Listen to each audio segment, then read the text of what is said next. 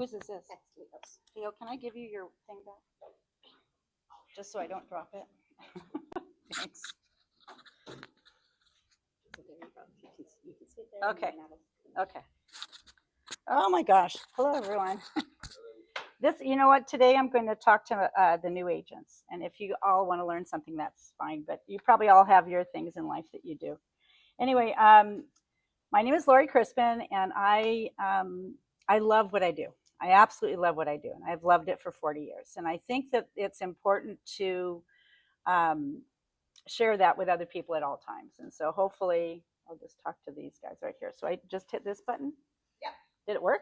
Yeah. Okay. Woohoo! Okay. So my word for the day is consistency. I think in real estate, if you are not consistent, you're going to be having a big problem in doing your business. Let me see if I can get a little bit more relaxed here. The three things I came up with, and of course there's way more than three things, but the three things I came up for the farming side of it is you have to have accountability, you have to invest in yourself, and you have to have a calendar. You have to have a calendar. And to lend into what Tommy said is that if you're not creating your calendar by next month for next year, you're already going to be behind. Please don't create your calendar in December for the following year because you're already behind. And what we can never be is behind in this industry. Most of you do this, or most agents do this, at least that I've known over the 40 years, is that they're constantly chasing an escrow. They're not using their head as a business head. They're just always on the run, trying to get the next deal, trying to get the next agent, and then by the time, or next client, and then by the time they get that one done in an escrow, they now have to get back out and rush around and try and find the next transaction. So what I want you to do in thinking about farming is I want you to think about this in anything that you're going to farm, whether it's going to be a physical farm or if it's going to be a PTA farm, if it's going to be the girls of your pickleball that you're going to go play pickleball with every week for twice a week. You have to be consistent, and you have to put forward what it is that you do and bring value to that. So I want you to get out of this rat race part with real estate. You'll burn out. You'll hate your job after a while. Accountability to yourself first. And it took me many, many, many years to learn this, and I made a mistake on it all the time. You need to have your routine for yourself and your business and your clients. You have to be accountable to all three areas. You have to get up in the morning and do something for yourself. You have to take time to work out. You have to take time to eat. You have to take time to be with your friends and, drink too much seltzers on a Saturday night. I don't know what you do, but you do have to have that. You need to be able to check out, because you can't bring the best of you to your clients if you're stressed out all the time. You cannot. So I will always say that you have to do yourself first. Your clients also have to have regular touches by you. And if you don't get this, you will find it out, because they will remind you and they will not refer you. And if you're not accountable to your clients as far as taking care of them, touching them, I don't mean physically, but I mean, calls, notes, stopping by, whatever it is you're doing, your business will dry up and you'll be back into that rat race trying to find business again. The better you take care of your clients, the more you'll get in referrals. And honestly, we've just had an excellent referral network at this point. Business for me in this regard only is your calendar. You have to be accountable to your calendar. You have to be able to check off the items that you're doing each week.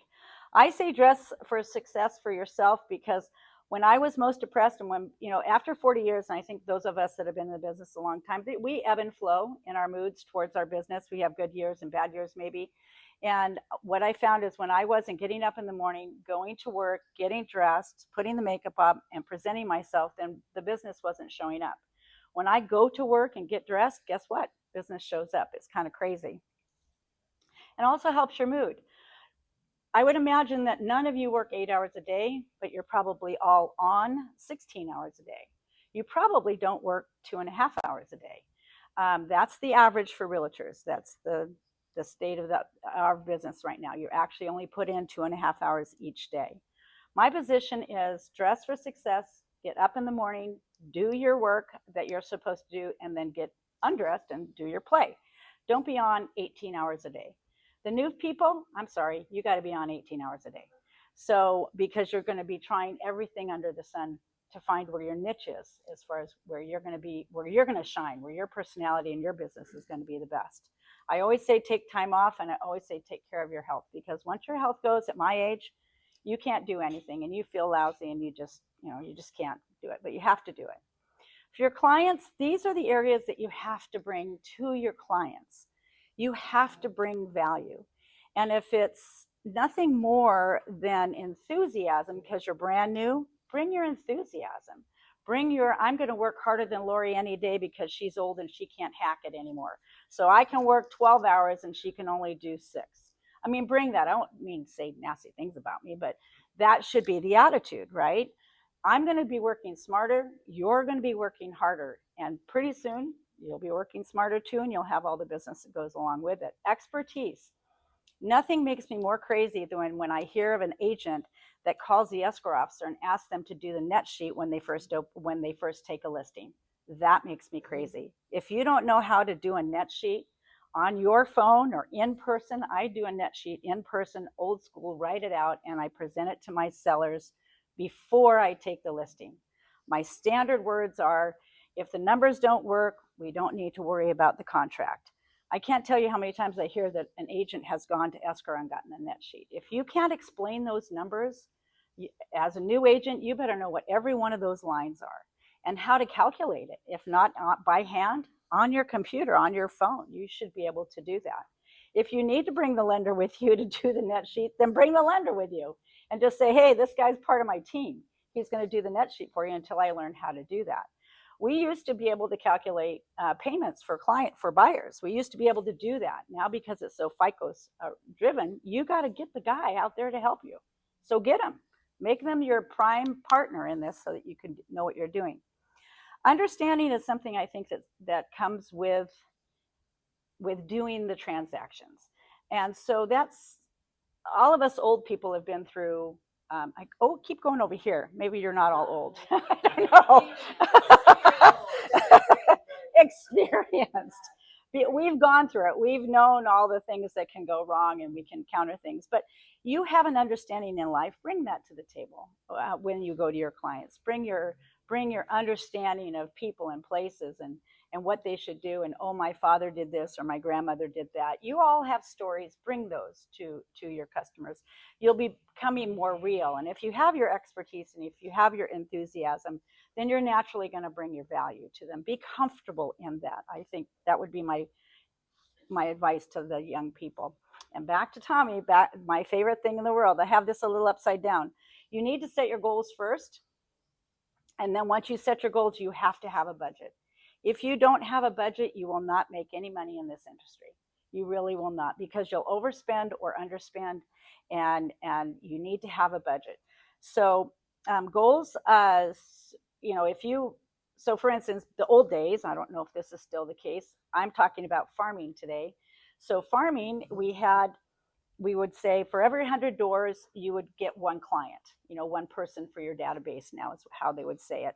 So Daryl, got his, when he first started, it was 600 people, because 600 doors, because that's what he could knock. That's what he felt he could knock. We moved that to 1,000.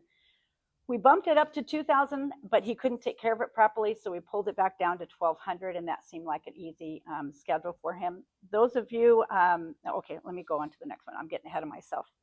When you're investing in yourself, and I've kind of talked about this, and I say Leo all the time, these new people, and even some of the old people that don't have a lot of business, you better be at the office meetings. You better be at his pay setters meeting. You better be on the podcast listening to Buffini or whoever else you listen to. And I have a coach at 40 years. I pay for a coach. She holds me accountable twice a month. And sometimes she holds me accountable for taking time off.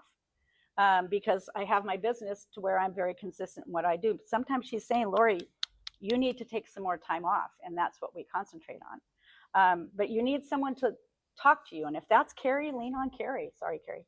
And I think it's important. I mean, lean on Leo for many things, but especially for his legal expertise on how you understand the contracts and things like that. If you go back 2 slides, to bring value is to bring understanding of our contracts. If you can't read that contract upside down to your clients, you better start practicing. You better know what those words are that are in there. That is you need to study an hour a week, 2 hours a week on just the contract. So you understand when they say, what does this mean right here? And you go, I don't know. That's not the right answer at that point. You should know your contracts before you get there. So anyway, go to these meetings, take advantage of these people. They're beautiful. To piggyback on Kim last week, Kim calls Carrie almost every day. Kim is a multi-gazillionaire, and she calls Carrie almost every day and asks her this or touches base or whatever. So someone once told me that Tiger Woods was the top golfer at the time, and he had 3 coaches. And I'm like, what does Tiger Woods need 3 coaches for? Because he's the top guy. So he continues to have a coach to hone his skills. You need something. Take advantage of it. Okay, so here's farming. So I gave you guys, you have to have all that other stuff before you get to the calendar. Because if you just try and do a calendar, you're going to mess it all up. So all I did was give you my September, and what I did on the front part where the dates are here, and if if someone didn't come to this, they don't get the calendar, so too bad for them. This was Daryl's schedule. Every single month he knocked doors, 25 years, 1,000 homes, every single month. Never missed a month for 25 years. He would always knock the first 2 weeks, take the 3rd week off, and then he'd start over for the next week. So we put out a monthly calendar. That's what was told to us way back when, put out a monthly calendar because it'll keep you on track. And so someone told him to do that, so he did. And that's what he did. That's what we did for all of these years. We still do it. There are people that take the calendar and they toss it in the trash, but they're looking at our name all the way over to the trash can. So that's all we care about, right? We just want to get the name recognition. We keep the same logo always, so that just like Coca-Cola, so they don't have to see it's Coke, they just see how we look every single month, and so they don't even need to see our name. They see the logo. You're buying mind recognition. Remember, it's all bus benches, right? You just want that bus bench up, called your marketing, called however you handle your clients, all to be the same all the time. We schedule our door hangers. We do our entire calendar in October for the next year for our farming. We know every event we're going to do. We know every door hanger we're going to do. The only thing that changes on our door hangers when we're doing production sales is the houses. The format is the same. Everything is the same. We've done a lot of, we took Buffini's method because maybe we didn't listen well in 1997 at his seminar, but we took his method of making sure you did an event every month and then touching our clients twice a month after that. We didn't understand we weren't supposed to do it in a knocking farm. We just thought, oh, this is a great idea. So we did that. So we literally had an event every single month, and then we had to back those out because it was just got to be too much. But we had Super Bowl peanuts in January. We had cherry pies in February. We had the Easter bunny, which I was the bunny. And that was hot, to say the least. But we had an Easter egg hunt for years and years and years. And, people still talk about that to this day. We had, it was just regular every single year. And our neighborhood came to expect it. And we were consistent. And so there was never a chance for anybody else in our neighborhood, any other agent, to get a foothold, because this is Daryl and Laurie's neighborhood. People would say that when they would try to knock on the door. This is Daryl and Laurie's neighborhood. What are you doing here? People thought we were assigned to their neighborhood, and so then they weren't going to work with anyone else. And we really did get a bulk of the business. Carrie can probably tell you that. Anyway, so Daryl would put down his knocking days. I would put down the door hanger days. We would have our crew already set up to come. The month before, for our assistants, we would always, for instance, right now, what month are we working on our calendar? October. So we already have everything done through August and September. October's calendar is coming up. We already have our door hangers for the pumpkin pies that are going out at Thanksgiving. We already have the Santa information. We actually have our own sleigh. Rather than rent it, we had someone build us one, and we have a place that we can store that sleigh at. And it just becomes a consistent way of doing business. So Is that all you want me to talk about? Are there any questions, I guess I would ask about the farming part of it, if I could help anybody. But on the calendar, I'm sorry, I forgot one thing.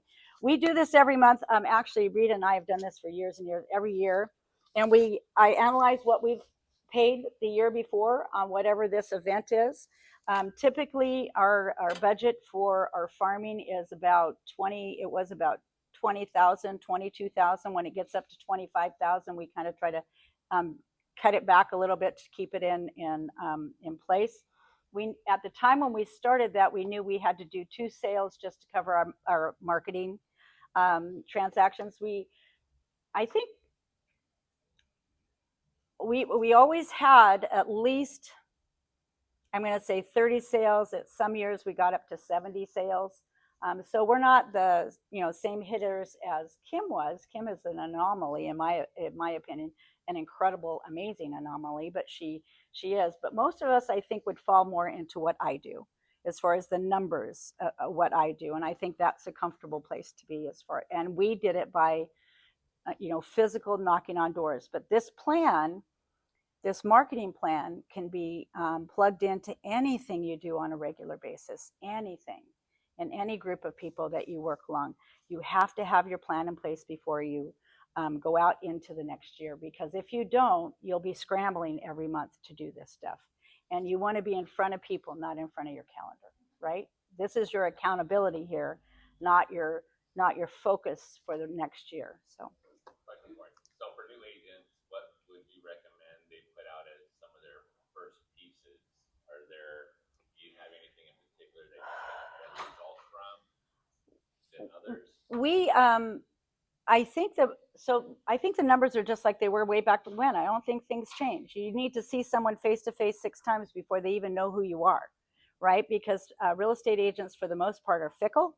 They're not consistent. They're erratic.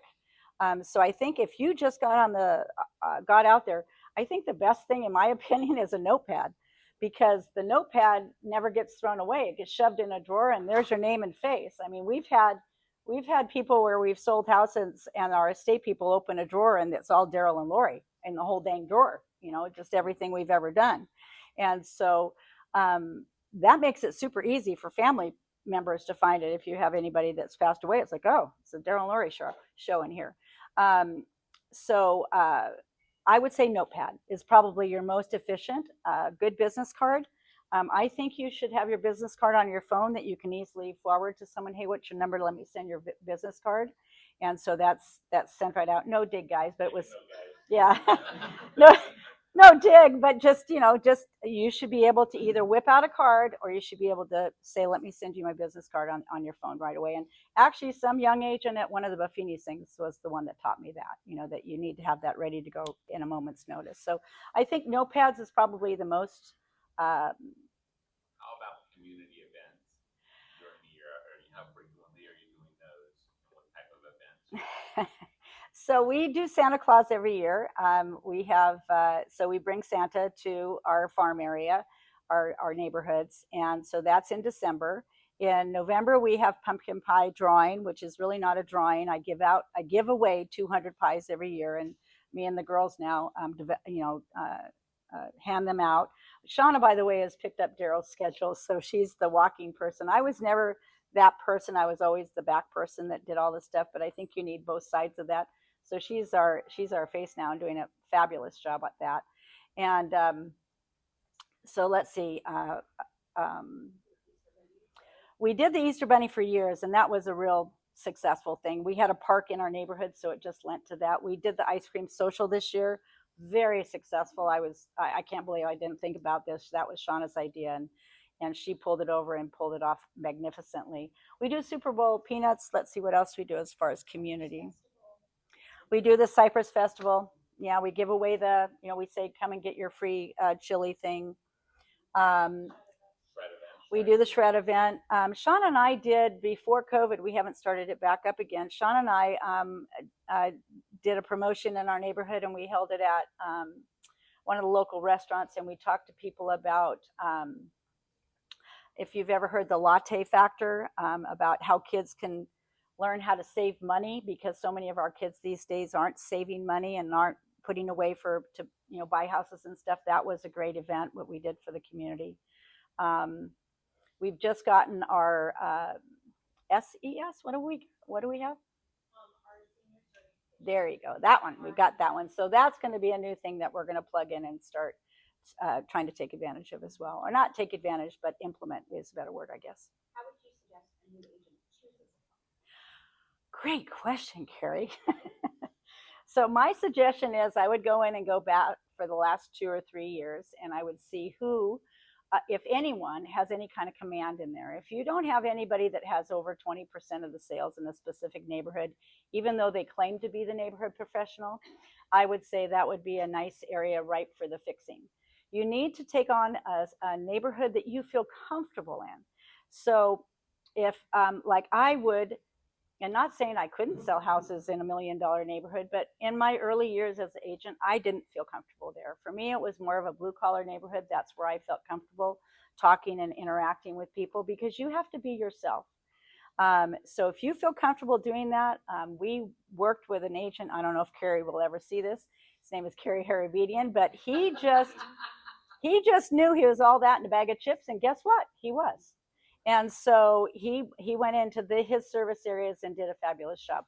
I came from an office at Century 21 that was all farmers. We were required to be farmers in that office, and we were our broker bought notepads, bought door hangers, had events scheduled, and charged us for them.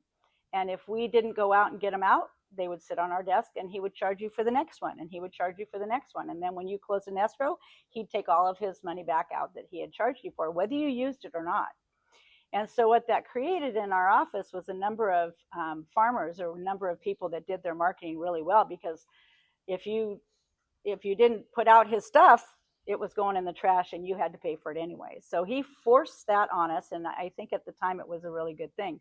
But some of the top agents in the industry still are people that came out of that office and were forced into being very consistent in their longevity. Correct.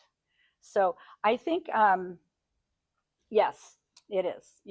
Being a farmer is somebody, you've got to think of long term as far as that's concerned. So if you go back to picking your farm, see who's in there, and if there's nobody that's really super strong, then I would go in and then go at it with all fury.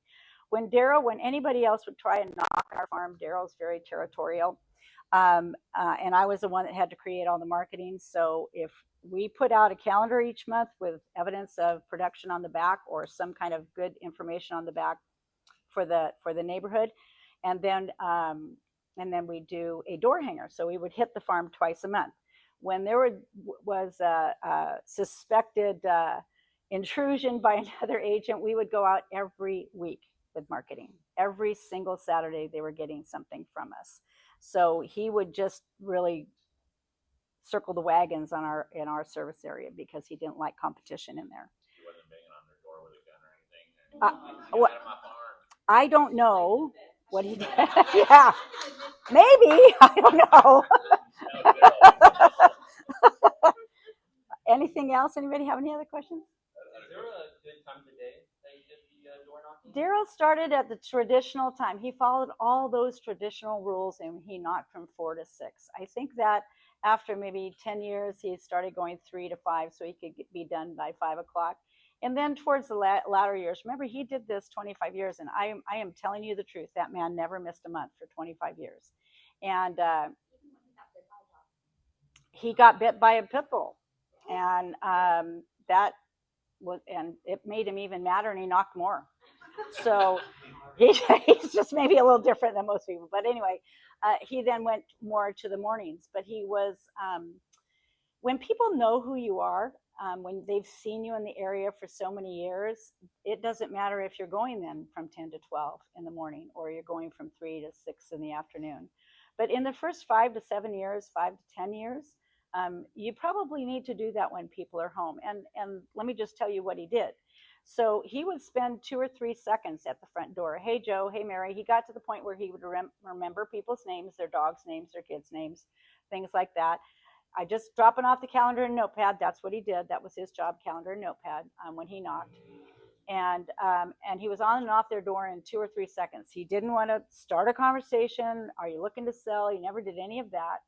And then there's always the people that wanted to sit and talk with him. So he would make his 100 homes and where that talker was, wherever that person was. And then he would stop and sit and talk with them, because on top of getting clients, you want to get advocates. And if you can get those advocates in that neighborhood that then talk to other people in the neighborhood about what a great guy you are, then that's also a blessing. It may not be business in your pocket, but it's somebody that's selling you. And we had many, many of those people. Daryl's name was in many wills. I have to tell you, people would write them in. When you go to sell my house, call Daryl. And we would get calls from people out of state saying, I'm instructed to call you because I'm selling Dad's house. I'm not kidding you. I'm really not kidding you. And so that's how well he knew everybody. So I would start at the good time, 4 to 6, somewhere in there. And then as you get 15 years in, you might be able to get lazy. You still find it pretty effective now that everyone has Ring cameras? Oh, yeah. Yeah. He just hide. Well, I know Daryl, but like yeah. a newer person. Like if you're... So Shauna. Yeah. I talk into the video. Sometimes they go back and forth and tell me where to leave my notepad or whatever, and have a nice day, and don't forget about that April social on Saturday. So yeah. It's actually better than walking away. When you have a ring camera, I get excited. So when you're dropping off the door hanger, is that different than that interaction? Yes. Or sometimes you literally just dropping off the door hanger, not saying anything. We do both. Yeah. So the door hanger truly is, we're in and out. We have a crew. We have 3 cars, Sean and myself and a gal by the name of Heather. And we usually have 2 to 4, 3 is ideal, of course, kids in the car. And we're out 2 hours and we get all the door hangers done. We go on a Saturday. It's always Saturday, or almost always Saturday. And that's it. So we're just door hanging, putting our information out. But the calendar and notepad is what Daryl always knocked with. Always. Yeah. So it was just consistency. And so many people aren't using your calendars anymore, right? They're going straight into the trash. But that doesn't matter. What matters is that they're seeing that you're out there and that you're consistent. Because so many agents aren't. They're fickle. They're very, very fickle. So. Question for you, Laurie. How many homes today are you farming, and how many would you recommend a new agent starting out? I would say 600 to start. We're at 1,200, and I think that Shauna's you're having an easy time with that, or it's doable. Yeah, it's doable. Yeah. And another thing about the farming thing is that was an appointment in the calendar, period. Daryl didn't even break that appointment for knocking on doors for a listing appointment. He would say, no, I've got an appointment right then. Can I meet you at 5? Or can I meet you on another day, or whatever it was. That one thing that I think a lot of people do with any kind of just following up or accountability with your clients is other things get in the way. And you have got to do your marketing first. If you don't, then you're going to be chasing your tail all the time. That's an appointment that cannot be changed. Hard. I'll tell you, one of the things I learned pretty early on when I was representing a buyer on a transaction out of the county, and he had his own home he needed to sell in Huntington Beach, which happens to be where my office is at. I've lived there for 20 plus years. That guy would not list his house with me. He wanted to list with a farming agent. So if it goes to show you how important that is with the people in those communities, if you have a very consistent farmer, they hold a strong hold in that community. So if you want to become that agent and be that, be in the business for longevity and be very consistent and get that business, look into farming. Hugely important. Right. Delight was a great farmer. I don't know that you knock anymore, but you did back in the day. Yeah, that's work. Yeah. But what it did is it established a client base. And so then if you then take that client base and you follow up on that client base, I mean, Buffini is the same exact way. It's just using your friends and family as the farm. And then it's the exact same thing.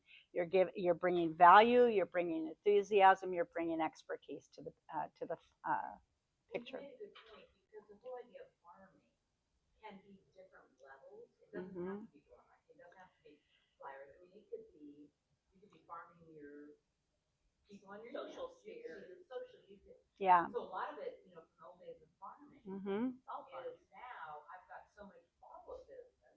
Right. And that's where you want to get to. That's the ultimate goal, is to get to the point where you don't So if you went back through my sales or our sales now, and you wanted to, you did a little graph of where that sale came from, I could trace a good amount, 70%, 75% from farming if I pulled it all the way back to where did that last client that I'm working with 40 years later, where did that start from? Where was the genesis? And it's almost always farming, almost always.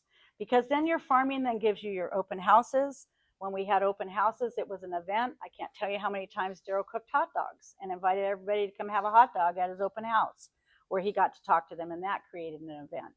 I mean, we took and poured everything into that one little geographical area.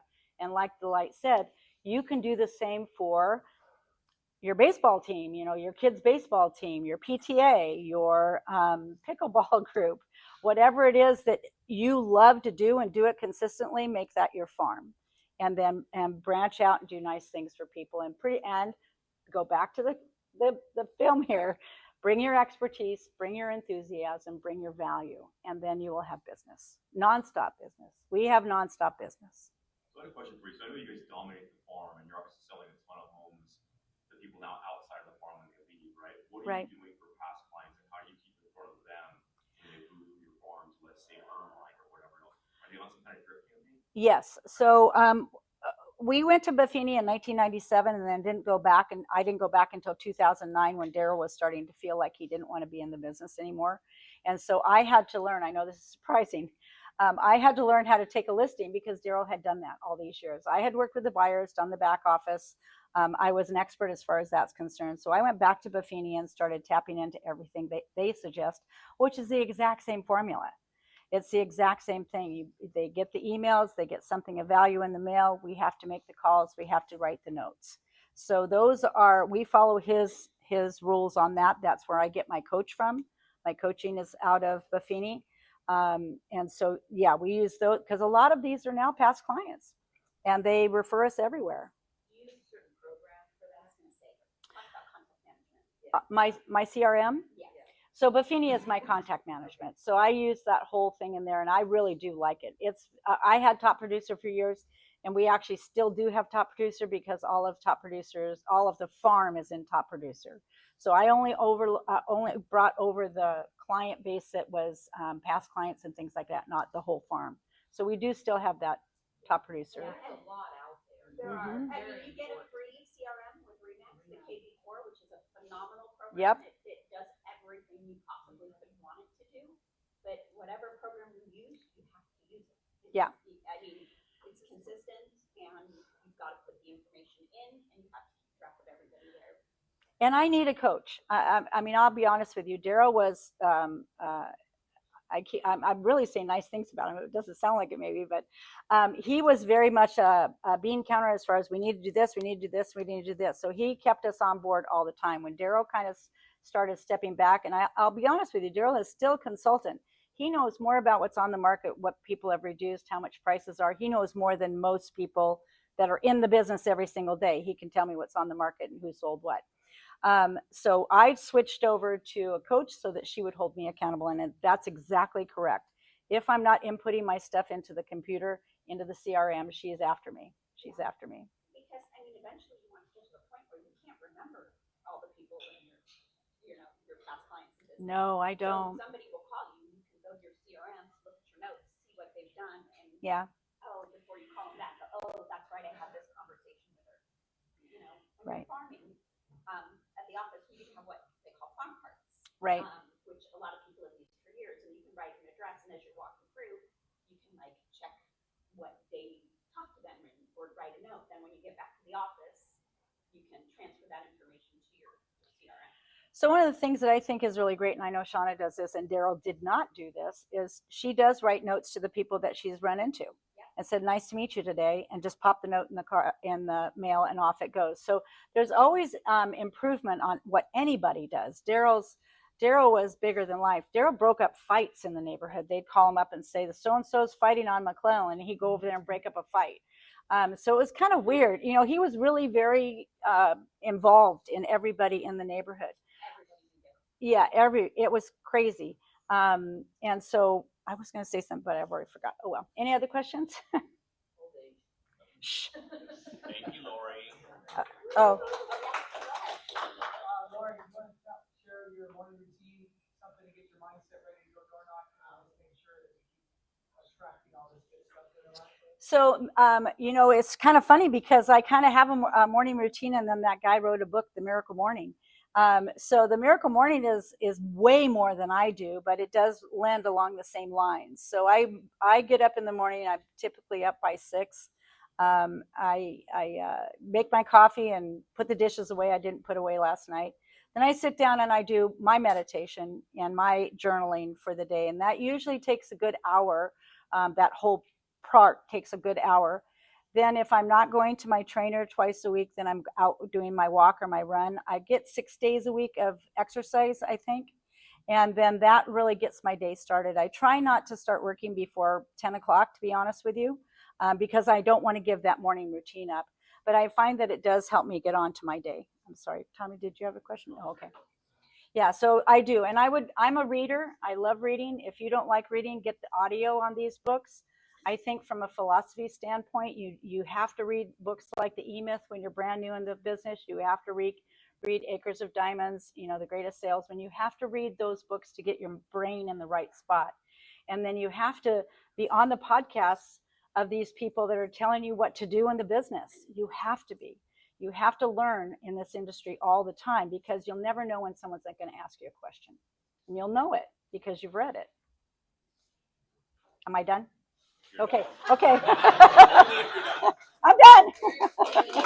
You're welcome. Thank you. Thank you, Dwight. Did you? Food. Not mine. Hey, everybody, just so you know, Brandon here, who joined our office how long ago? It's been out? Yeah.